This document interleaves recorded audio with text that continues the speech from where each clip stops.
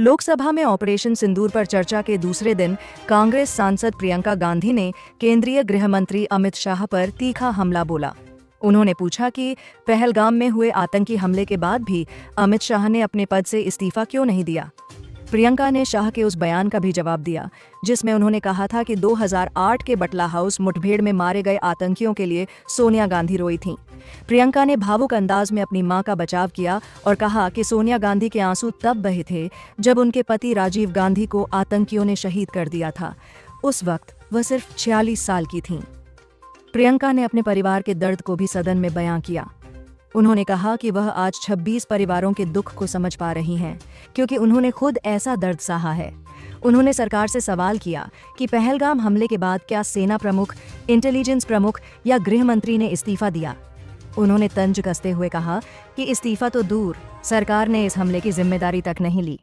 प्रियंका ने 2008 के मुंबई हमलों का जिक्र करते हुए कहा कि उस वक्त मनमोहन सिंह सरकार ने तुरंत कार्रवाई की थी। 3 आतंकी मारे गए, 1 को जिंदा पकड़ा गया और बाद में उसे फांसी दी गई।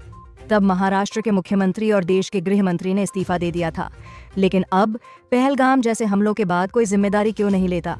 उन्होंने राजनाथ सिंह को भी घेरा जो उरी और पुलवामा हमलों के वक्त गृह मंत्री थे और अब रक्षा मंत्री हैं।